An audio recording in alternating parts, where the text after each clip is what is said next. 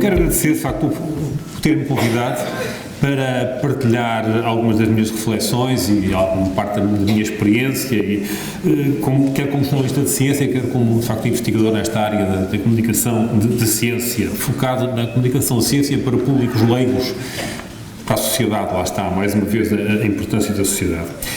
O convite para eu estar hoje aqui no Politécnico de Beja a falar de comunicação de ciência e partilhar esta minha experiência deriva, penso eu, do facto de estarmos num ponto de viragem, que já foi aqui referido, este ponto de viragem no panorama do ensino superior em Portugal. Finalmente, me dirão muitos dos que estão aqui presentes, os institutos politécnicos passam a poder conferir o grau académico de doutor. Eu hoje vou falar de produção de conhecimento, ciência e sociedade e depois comunicação de ciência. São os três eixos que eu vou tentar seguir nesta apresentação. Este facto de ser aberta a possibilidade nos politécnicos de ser atribuído o grau de doutor é um marco atingido num percurso evolutivo em que foi preciso ultrapassar muitos obstáculos. Obstáculos culturais, logo à partida, mas também obstáculos circunstanciais. E esse percurso é feito de desafios, de respostas e de adaptações aos desafios. Ainda há 50 anos, alguns se lembrarão, muitos, a maior parte já não, mas o que havia eram os institutos industriais e os institutos comerciais e as escolas desse tipo que conferiam certificados de competências profissionais diversas, no máximo a nível de bacharelato. Por ambição própria, mas também para responder à necessidade de garantir a formação mais avançada a um número crescente de jovens e também por razões políticas, de democratização no acesso à formação, uma formação mais avançada, o sistema reorganizou-se e passou-se a falar do ensino superior.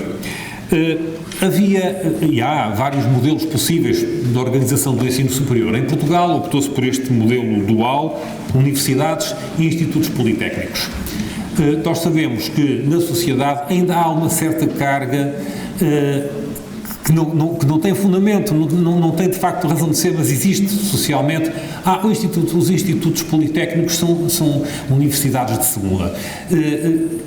A prova vocês têm, porque vivem aqui e conhecem bem, que o trabalho que se desenvolve num Instituto Politécnico é da máxima importância e de altíssimo nível. E o reconhecimento internacional que a Sra. Presidente aqui referiu é apenas um sinal disso mesmo. Portanto, quando passarem a ter o título Universidade Politécnica, é muito justo e talvez consiga ajudar a ultrapassar esse parti pris que existe um bocadinho contra os politécnicos. Mas, de facto, nem sempre de uma forma explícita, mas existiu sempre uma rivalidade, uma certa rivalidade entre as universidades e os institutos politécnicos. Aliás, as razões dessa rivalidade já vinham de trás.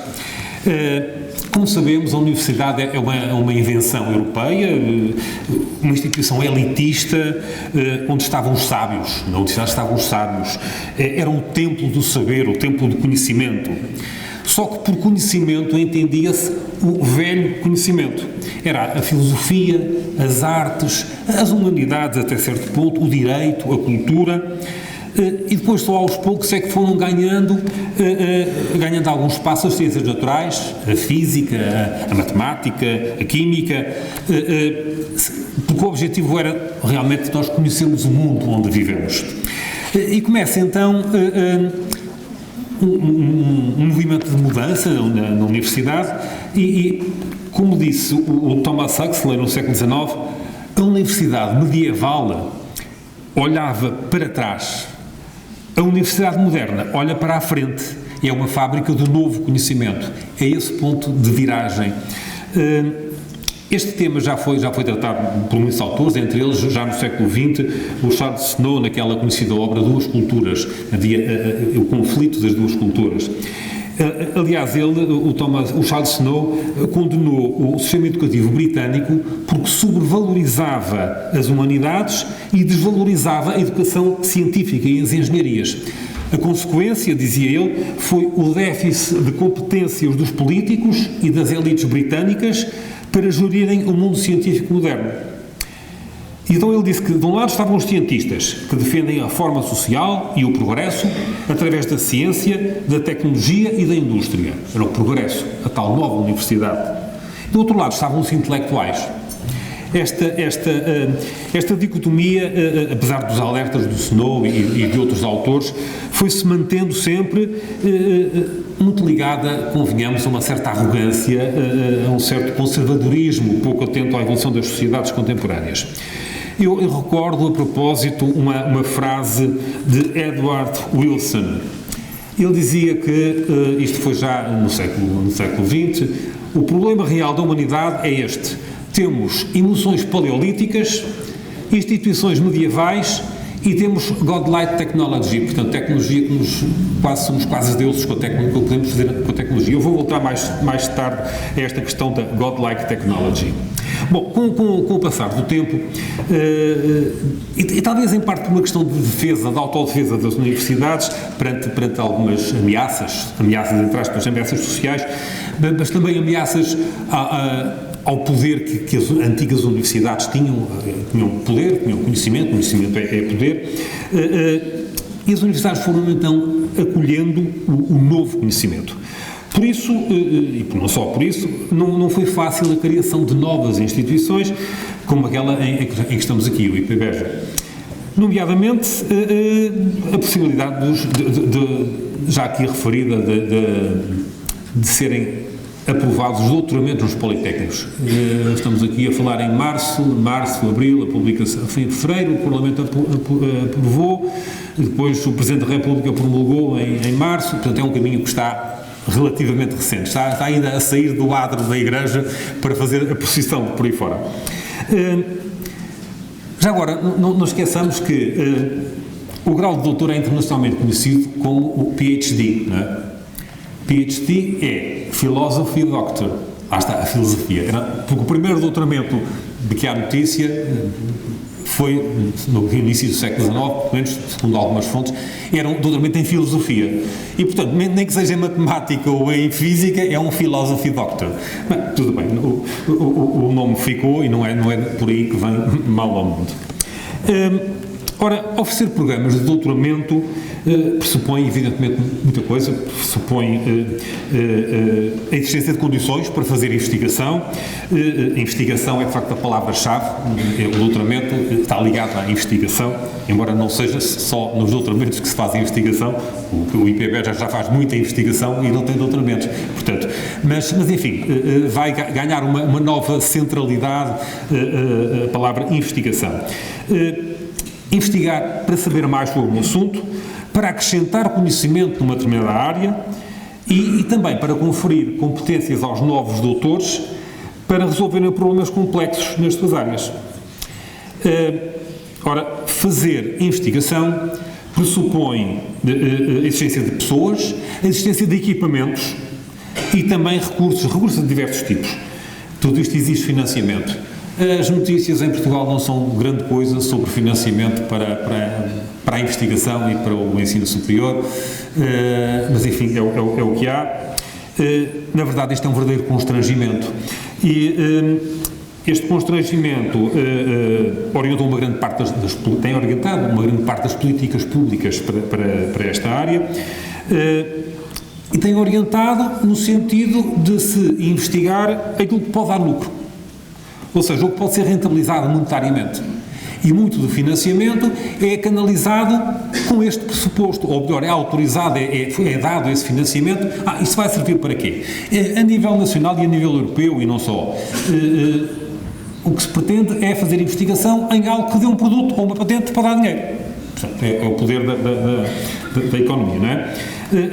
O que é que isto dá? Dá que relega-se para segundo plano a chamada ciência básica ou fundamental, que é muito fundamental, de facto.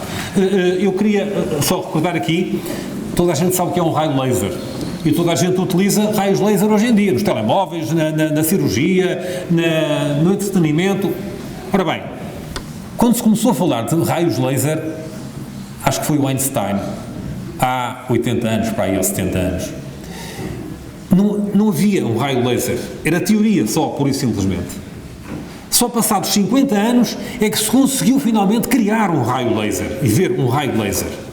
E hoje em dia está patente, está presente, nem damos por ela em tudo quanto é sítio. Portanto, a investigação fundamental é de facto muito importante. Não pode ser só aquela investigação que dá um produto e que dá retorno monetário.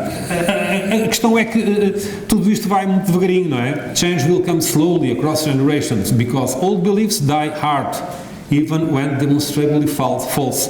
Portanto, temos que dar tempo ao tempo, mas estar atentos e não perder o ritmo e avançar. Portanto, esta questão do raio laser também, porque é que só foi possível mais tarde? É por causa daquela relação entre a ciência e a tecnologia. Não é? A ciência permite tecnologia, a tecnologia permite fazer coisas e depois exige à ciência mais ferramentas para poder responder às exigências da sociedade. Cá está, a sociedade. Ciência e sociedade, o meu segundo ponto. A ciência e a sociedade, este triângulo em que a ciência pretende modificar, melhorar a sociedade e informa ou dá ferramentas à tecnologia. A tecnologia pede mais, não chega, quer mais ferramentas. A sociedade quer mais conhecimento, descubram lá mais coisas, mais curas, mais ferramentas, enfim. E depois, a sociedade beneficia da tecnologia, ou seja, a tecnologia torna a vida na sociedade mais fácil. Esta relação é de facto muito fundamental, né, nesta relação da ciência com a sociedade. Agora, os avanços tecnológicos abrem novas possibilidades, mas podem fazer uma outra vítima, digamos assim. Sem aprofundar muito, estou a falar um bocado dos limites da ciência. Até onde é que pode ir a ciência? É uma pergunta que se faz em muitos fóruns. Quais são os limites da ciência? Podem fazer tudo o que quiserem, desde que haja dinheiro? Até onde é que se pode ir? A relação do IP Beja com a sociedade está patente na missão. Está ali, todos conhecem, está aqui, não preciso estar a ler porque toda a gente conhece com certeza a missão, mas fala-se ali a criação, produção e difusão do conhecimento, cá está, comunicação de ciência, formações, investigação orientada e desenvolvimento experimental, concentrado especialmente em formações vocacionais e formações técnicas avançadas. A senhora Presidente também já referiu isto. E, portanto, o que é que nós precisamos de facto? Este senhor, Thomas Herzog, que foi o último colaborador do Stephen Hawking, dizia: precisamos de pessoas que possam pensar ao importante papel da tecnologia, mas também nas questões éticas e filosóficas que vamos ter pela frente ao avançarmos na sociedade, não é? Esta questão do saber até onde é que podemos ir, aqui esta ethical, não é isto que eu queria, aqui a ética, big ethical and philosophical questions. Portanto, eu tinha falado na antiga universidade, em que era a ética, a retórica, a filosofia. Estes temas têm que estar outra vez na universidade, têm que estar outra vez no ensino.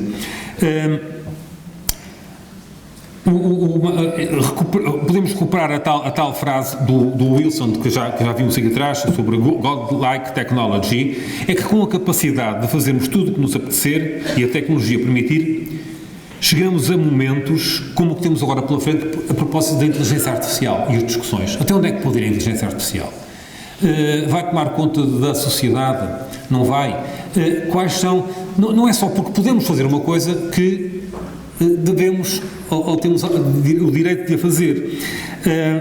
Mas podemos falar de outras áreas, além da inteligência artificial, sei lá, a clonagem humana, por exemplo. Clonagem, até onde é que pode ir a clonagem humana? Uma coisa, e ainda hoje vinha a ouvir ao vir para aqui, uma cientista de uma universidade portuguesa que clonavam as células estaminais do intestino para conseguirem estudar possíveis tratamentos para problemas intestinais. Sim, senhor, mas daí até se clonar um ser humano completo, a tecnologia se calhar vai permitir rapidamente. Já se clonou uma ovelha, não é? E outros animais. Portanto, a ética vai ter que ter um papel fundamental na vida do dia-a-dia dos investigadores. É preciso haver discussões sobre ética.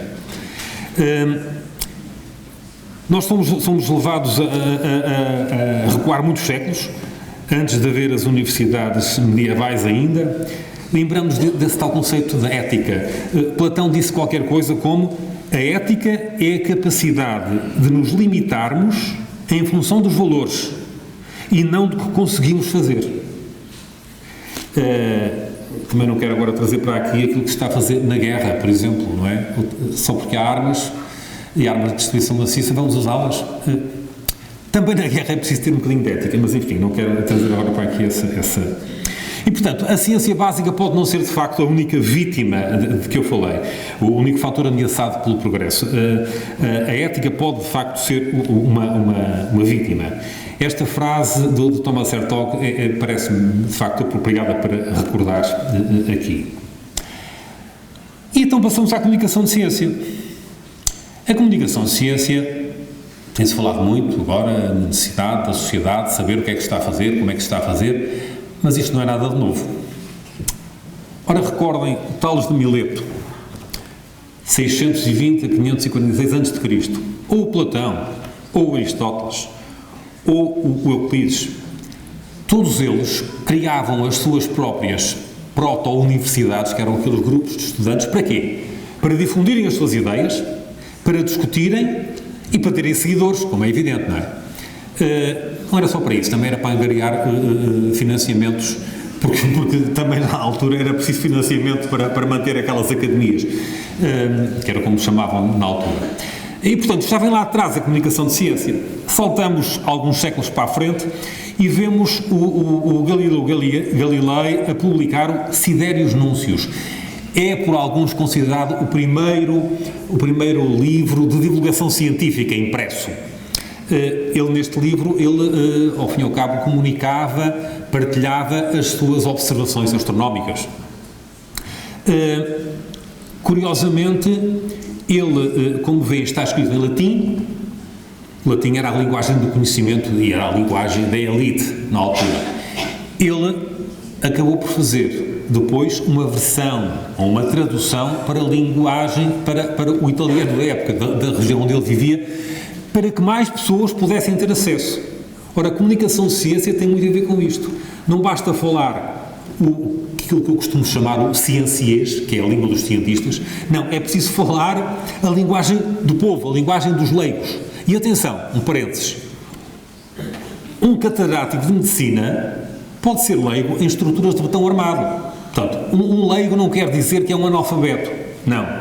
Portanto, nós falamos para leigos que são as pessoas de outras áreas e que são cidadãos como nós, com todos os direitos, ainda por cima numa democracia em que sei lá, vamos, por exemplo, uma votação sobre a clonagem, que já referi aqui, a utilização de células estaminais. O voto de quem não sabe que são células estaminais vale tanto como o professor catedrático de Biologia.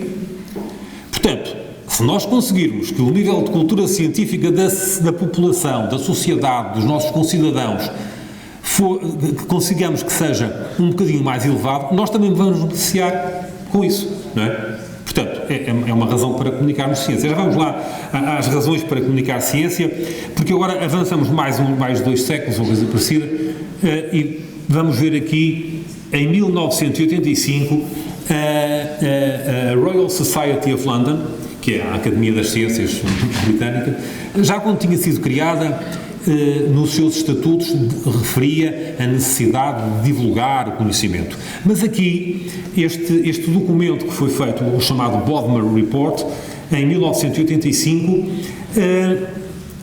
uma série de reflexões e uma série de conselhos, e o último é aqui, diz aqui: Our most direct and urgent message must be to the scientists themselves. Learn to communicate with the public, be willing to do so, and consider it your duty to do so. Portanto, aqui foi mais ou menos por aqui que se começou a falar cada vez mais e a reforçar a necessidade do public understanding of science. Agora, é muito bonito dizer aos cientistas e aos investigadores para se preocuparem em comunicar para a sociedade e para o grande público e tal. Só que o problema é que isto é um bocadinho a vida do investigador, não é? Ele também tem que viver, tem que investigar, tem que ensinar, tem que publicar, porque para a carreira é importante a publicação científica, é estar nos mídia, quando se é chamado, isto ter presença, porque numa sociedade mediática como a nossa é preciso estar lá, porque senão não se existe, e é preciso comunicar, de uma forma geral. Portanto, aquilo é um bocadinho aquela confusão que é preciso. Felizmente, começa a haver especialistas em comunicação e há já, hoje em dia, já existe a Science of Science Communication. A comunicação de ciência, hoje em dia, já é uma ciência. E há cursos, há formação superior e avançadíssima nesta área de como é que se deve comunicar, mas não são opiniões, é cientificamente, estudos científicos para dizer, para averiguar e para estudar como é que se deve fazer comunicação de forma eficaz.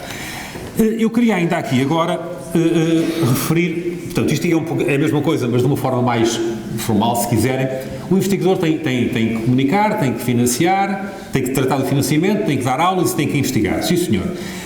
Vamos centrar-nos aqui na parte da comunicação, que é aquilo para que me pediram que eu viesse aqui. Na comunicação, nós temos isto, na comunicação de ciência. Temos a comunicação científica, eu quero fazer esta distinção entre o que é comunicação científica e comunicação de ciência. A classificação é um bocadinho minha, mas é para que nós entendamos aquilo que estamos a falar. Já vou pormenorizar. Depois temos a comunicação de ciência, de resultados de ciência, daquilo que se faz na ciência, e temos o jornalismo de ciência, que o jornalismo, como vêem, também sobrepõe um bocadinho na comunicação de ciência. Mas também está fora da comunicação, porque o jornalismo de ciência, ao contrário do que muitas vezes se ouve, o jornalismo de ciência também é, por exemplo, discutir o financiamento da ciência. Não é os resultados da ciência, mas é as políticas de ciência. É saber como é que se está a organizar o sistema científico nacional, por exemplo. Portanto, são notícias sobre o mundo da ciência. Portanto, isto convém que fique claro. Eu hoje não vou falar muito do jornalismo de ciência, mas não vou falar muito mais, mas é só para vos deixar esta ideia, que o jornalista não é meramente o porta-voz do cientista. O jornalista de ciência não é o porta-voz do cientista. Não, ele faz jornalismo de ciência, faz investigação de jornalística sobre a atividade científica, se as bolsas estão a vir no tempo certo ou se não estão, como é que é no estrangeiro, a comparação, porque é que há investigadores que têm que ir para o estrangeiro, porque esse tipo de protocolos é que se vão criar e com quem, portanto, esse tipo de notícias, digamos assim. Bom, deixemos isso e vamos então ver a comunicação científica. A comunicação científica é a que os senhores investigadores fazem em conferências, seminários, workshops, simpósios, em que falam, apresentam coisas. Ou então é a comunicação escrita nos artigos, nos pósteres ou nos papers que escrevem, não é? Isto é, digamos, o core business.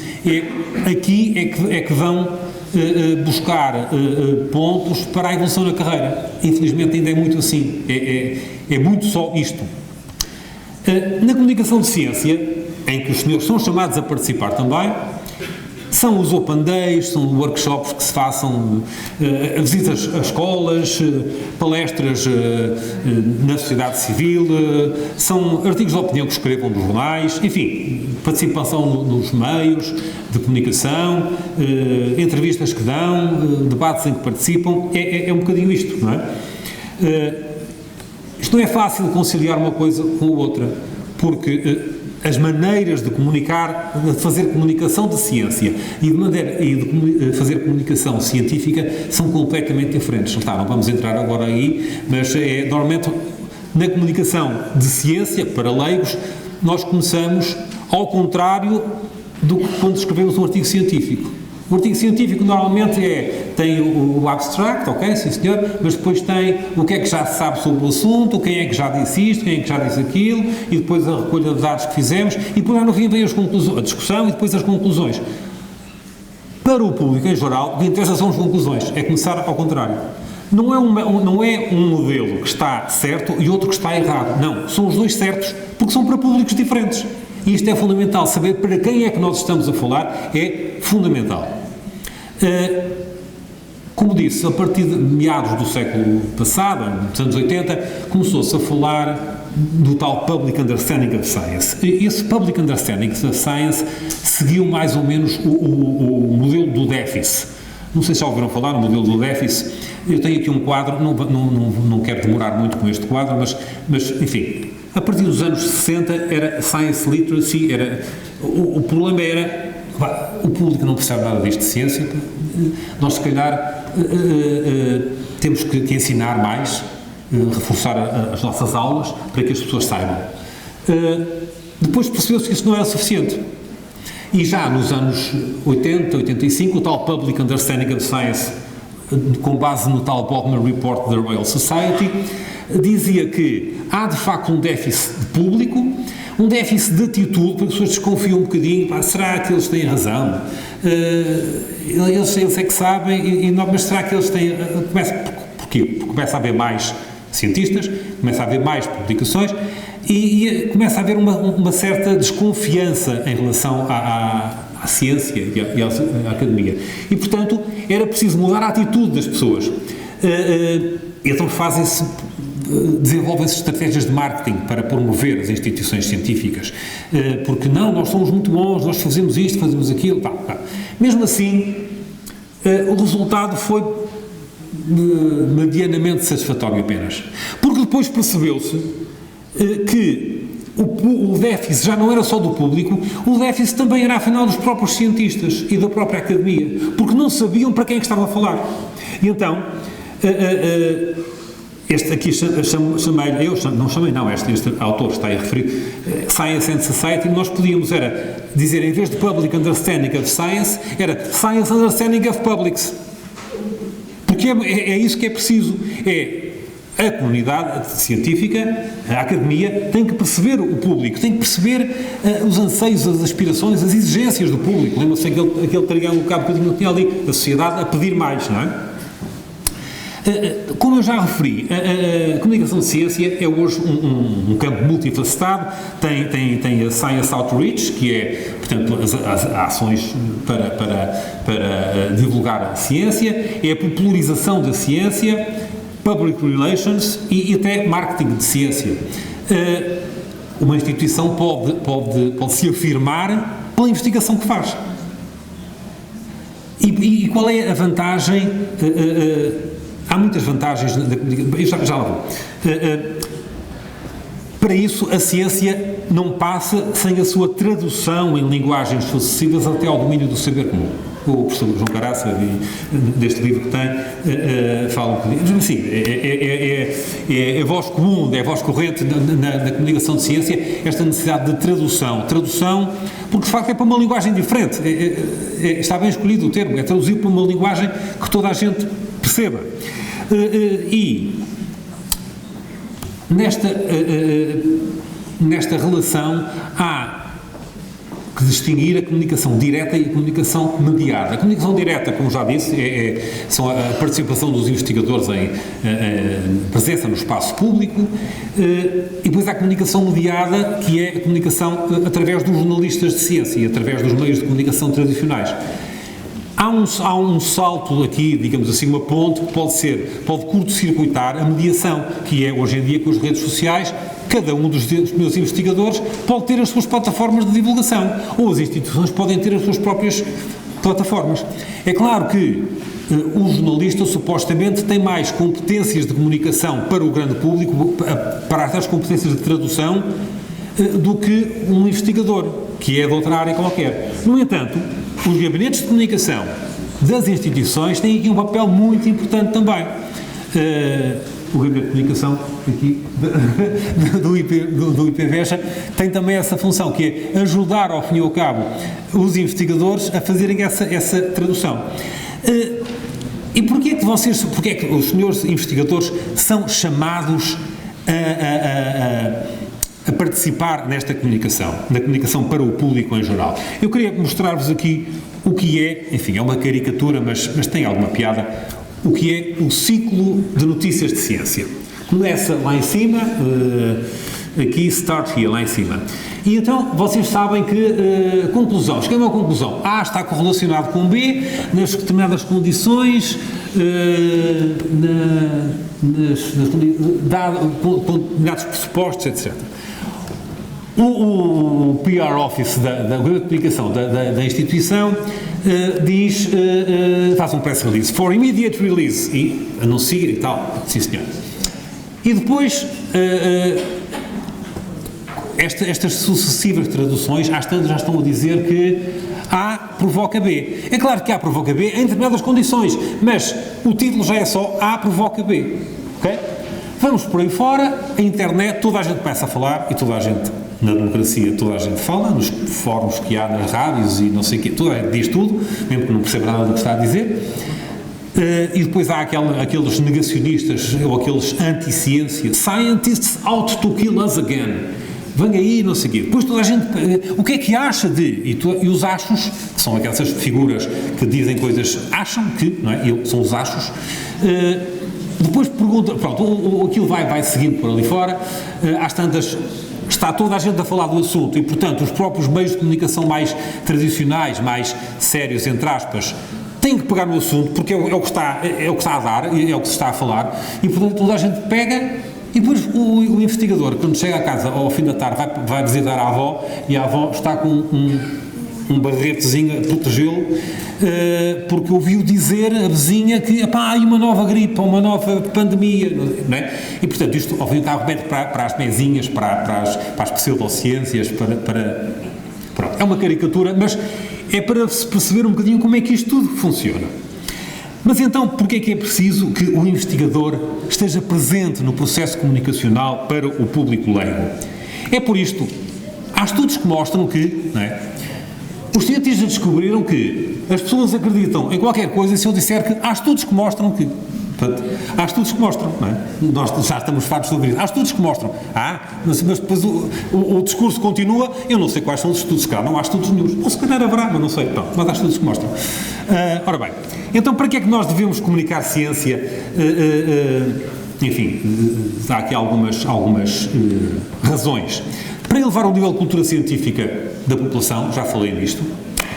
Para a autopromoção, qualquer pessoa gosta de ser reconhecida por aquilo que faz. É natural. A pessoa que recolhe o lixo gosta de ser reconhecida, e sim senhor, tu limpas muito bem aqui o salão. Ou o médico gosta, toda a gente gosta, é natural, é uma vaidade positiva, natural, é uma autoestima que é importante. Também é para obter receitas, porque se eu se souber lá fora que eu, aqui nesta instituição, sou especialista nesta determinada área, se calhar há uma empresa que tem um problema e que diz assim, aquele senhor, se calhar ou aquela senhora consegue resolver-me aqui, eu vou financiar um projeto dele. E, portanto, é importante também para isso.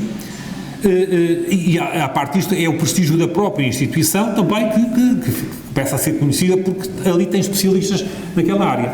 Também para recrutar estudantes. E eu conto uma situação pessoal que foi uma das situações que parece quase ridículo, mas eu continuo a dizer que foi uma das maiores satisfações que eu tive. Foi um dia que eu ia na rua e há uma pessoa, um jovem que me aborda e diz, o senhor é o Vasco Trigo? Sim, sou. Olha, eu queria lhe agradecer porque é por sua causa, por causa dos seus programas, que eu estou a terminar o meu curso de Física. Eu disse, afinal nós temos algum efeito, ok? Portanto, nós temos de facto efeito, e todos nós nos lembramos de um professor que nos marcou, e se calhar foi por isso que nós fomos escolher aquela área para estudarmos.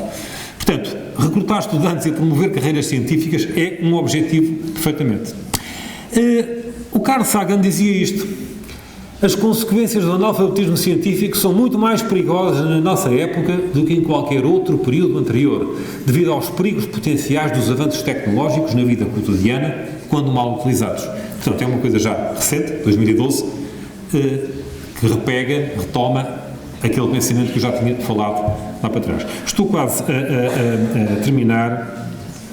Aliás, tinha para aqui uma série de notas, mas já fui falando e fui avançando. Não vale a pena estar aqui a perder mais tempo com outras coisas. No fim, se quiserem fazer perguntas, estamos à vontade de discordar do que eu estou aqui a dizer. Só queria, eu perdi o controle do tempo, não sei quanto tempo é que eu já estou farto de falar, não? Eu não estou farto de falar, porque eu, quando começo a falar destes temas, entusiasmo. Os senhores é que se calhar estão fartos de me ouvir. Queria aqui referir o seguinte: nós, como sabem, estamos numa sociedade visual, digamos assim, não é? E portanto,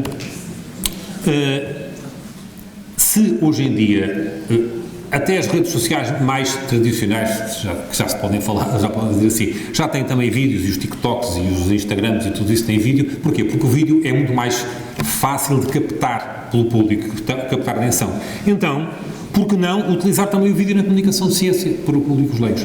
Eu acho que eu aconselho que seja utilizado, e só para verem que isto não é invenção minha, está ali este site engineering.com em vídeos. Portanto, neste caso aqui é para divulgação de engenharia. E o vídeo pronto. E hoje em dia já não é a mesma coisa fazer um vídeo, qualquer pessoa faz um vídeo.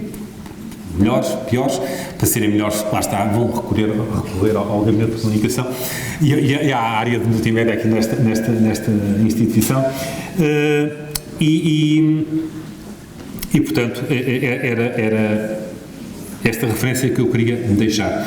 De facto, tinha muito mais coisas aqui para dizer, mas eu não falei, por exemplo, dos negacionistas, dos terraplanistas, da questão da Covid e das vacinas. Usa vacina, não usa vacina, usa máscara, não usa máscara. Deixo só aqui este parênteses para não vos incomodar mais, que é para uma outra necessidade, que é, não basta comunicar os resultados da ciência, é preciso comunicar também o processo científico, para que se perceba que não há verdades absolutas. A verdade científica não é uma verdade absoluta, é a verdade mediante aquilo que eu sei neste momento. Durante a Covid não se teve este cuidado e, portanto, as pessoas pensam, afinal estava a dizer que não era para usar máscara, agora já é para usar. Pois, mas tenho que explicar o porquê. É que na altura havia estas condicionantes e havia o que se sabia era isto. E, portanto, se conseguirem explicar também o processo de construção da ciência, isso vai melhorar a vossa credibilidade. E vai também instruir mais a população. Pronto, vou terminar só mostrando aqui uma coisa. Faz hoje 44 anos o Politécnico de Beja, não é? Então, por que não recordar que Marie Curie, Madame Curie, faria hoje 126 anos. Parabéns para ela também. Em resumo, quando é que me perguntam porque é que eu me dediquei à comunicação de ciência para públicos leigos, eu apresento sempre esta razão que já referi aqui. O meu objetivo é contribuir para elevar o nível de cultura científica dos meus concidadãos, para que eles possam, assim, melhor exercer os seus direitos de cidadania. Segundo ponto, os desafios que temos pela frente só podem ser abordados através de uma cooperação estreita e intensa entre os vários atores sociais, investigadores, a sociedade civil, as autoridades, as empresas. Numa sociedade que é marcada pela competição, muitas vezes desenfreada e quase selvagem, é preciso encontrar este espaço para a cooperação. A ciência sabe bem o que é isso de cooperação, porque muitos projetos são feitos em cooperação de diferentes instituições. Quer quem comunica ciência, quer quem recebe essa comunicação, tem de ter a tal consciência de que a verdade que está a ser comunicada pode não ser definitiva e pode ser passível de contestação. Agradeço mais uma vez o convite e desejo as melhores felicidades para o IPBES e para todos os presentes.